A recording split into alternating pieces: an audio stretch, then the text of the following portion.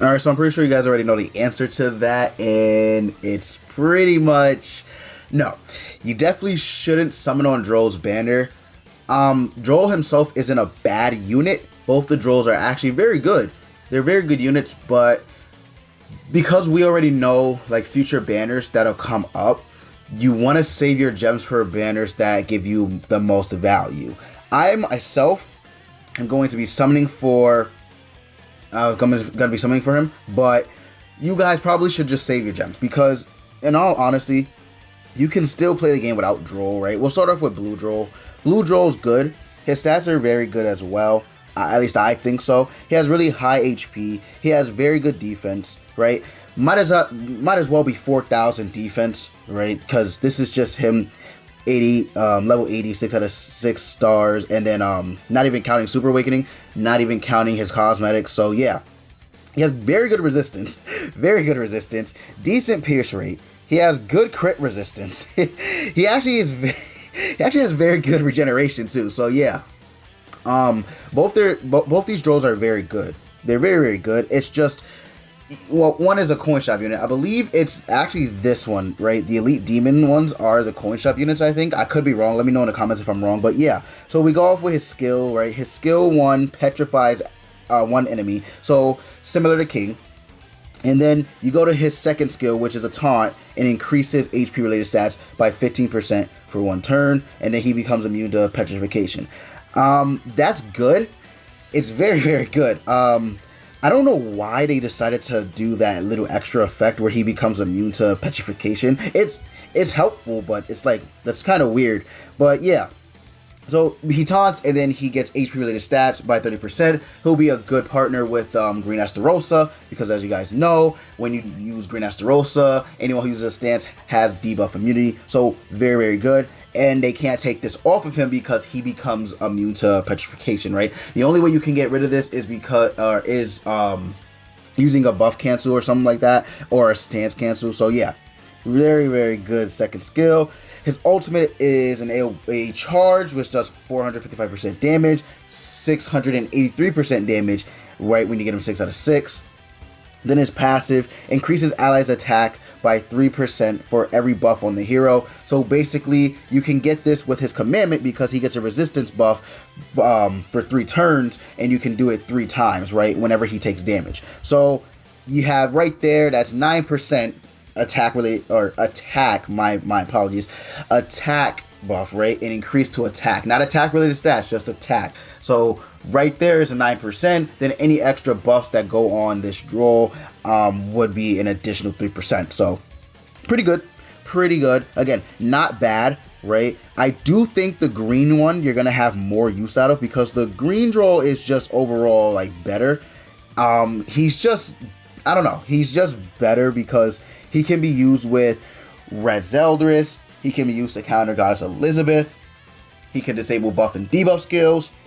And then he also prevents the enemy from using their ultimate, you know, because he disables literally the ultimate move if they get to 5 alt gauge. So very, very good. I really like this one. I think you're going to find more use out of him, but I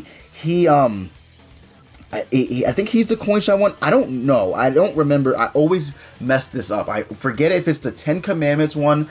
That's the summonable one. I think so. And then it's the Elite Demon that's on the coin shop. So yeah, he's summonable. So this one will be in the tickets. Again, correct me if I'm wrong, but I'm pretty sure that he's the one you can summon and get in the tickets. So again, stats don't like differ very much from the blue version. So overall, pretty much the same stats. And then you got his skill 1, which is a detonate skill, which is pretty powerful when the enemy has 5 alt gauge. And again, they're going to have 5 alt gauge because he, you know, stops ultimate moves. So that's very, very good.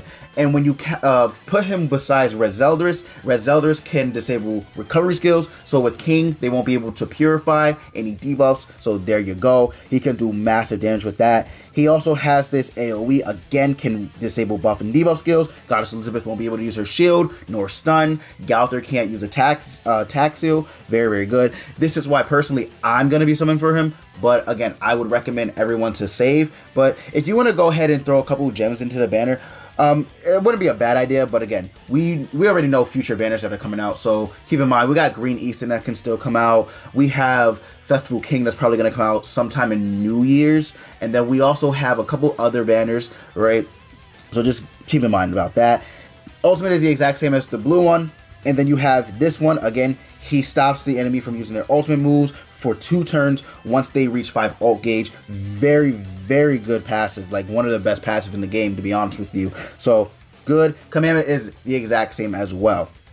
So, yeah. Should you summon on him? You guys already know the answer to that. No, right? Personally, I think it'd just be best to wait for this unit to become, like, to be available through the pickup tickets, part 2 tickets, and the race draw tickets. You know, it's just, he's very good, but honestly, just save your gems for worthwhile banners, because we have a couple of skip banners, and all honesty, like, I would consider this one a skip. I would consider, because the movie characters were kind of confirmed, so I would skip them unless they do some crazy stuff with the banner that comes out for them, or the units get buffed themselves. I would skip them.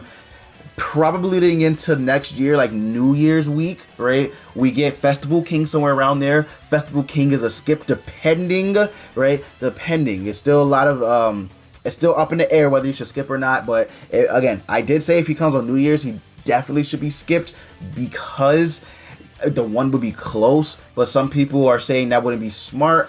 I don't know. We'll talk more about it when we get there. But yeah, Drole, very, very good units, right? Both of the Droles are very, very good. Really don't have any criticism besides the fact that it pretty much is late in the game for them to come out. But that's fine, right? That's completely fine. They don't really have the best attack, in all honesty, 4,934, but it's not the worst. It's definitely not the worst. Pierce rate is decent. Again, he has very, very good regeneration. Both of them do. But again, they're really good. So if you want to summon, go ahead. But my final consensus is no, save your gems for better banners. But yeah, that's gonna be it for this video. If you did enjoy, consider leaving a like, comment, and subscribe for more Gun Cuss content. Also, if you're new to the channel, be sure to join our Discord. We would love to have you. But with that said, I will see you guys in the next video.